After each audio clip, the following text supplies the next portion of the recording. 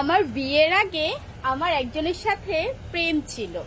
তো প্রেম থাকার পরে যখন আমার বিয়ে হয়ে গেল, তখন আমার হাজবেন্ডের সাথে তখন আমি সংসার করছি চুটিয়ে। একদিন হঠাৎ করে আমার বয়ফ্রেন্ড আমার বাড়িতে আসলো।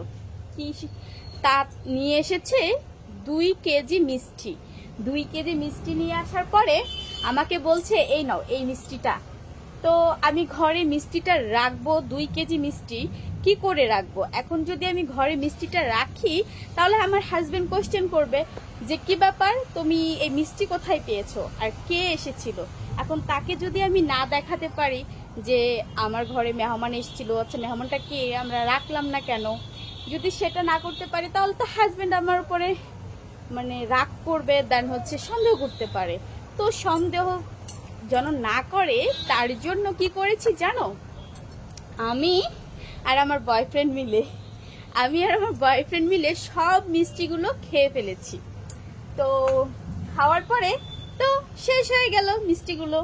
তখন আর টেনশন নাই, আমার হাজবেন্ডও কিছু বলবে না বা কেউ কিছু আর বলতে পারবে না, সেটা থেকে খুবই খুশি।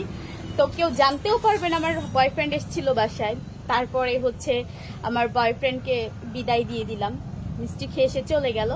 তো যখন আমার হাজবেন্ড বাসায় আসলো, মানে আমার স্বামী বাসায় আসলো, তখন সে আমাকে একটা চুমো দেয় ঠোঁটে, ঠিক আছে? চুমো দেওয়ার পরে তখন তার ঠোঁটে মিষ্টি লাগে।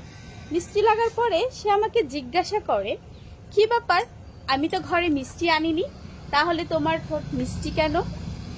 তো এটা হলো, এখন তো ধরাই খেয়ে গেলাম। তো মিষ্টিগুলো রেখে দিলে ভালো হতো না বলো? আচ্ছা যাই হোক, এটা একটা জোক, জাস্ট মজা করেছি। তোমরা আবার অন্য কোনো মাইন্ডে নিও না, ঠিক আছে? জাস্ট ফান, ওকে? এটা জাস্ট ফান, আদারওয়াইজ কিছু না, জাস্ট মজা করলাম যেন তোমরা একটু মজা পাও, আমি একটু দুষ্টামি করে একটা ভিডিও করার ওয়ে, আদারওয়াইজ কিছু না। যাই হোক বন্ধুরা, তোমরা কেমন আছো অ্যান্ড কোথা থেকে কে আমার লাইভটি দেখছো, সরি লাইভ না, আমার ভিডিওটা দেখছো, কমেন্ট করে কিন্তু অবশ্যই জানাবে, ঠিক আছে? আমি কিন্তু থাকবো কমেন্টে, তোমাদের আশায় কমেন্ট পড়ার আশায়, ঠিক আছে? তো আমি আজকে শাড়ি পরেছি, দেখো কেমন লাগছে আমাকে, তোমরা অবশ্যই আমাকে জানাবে।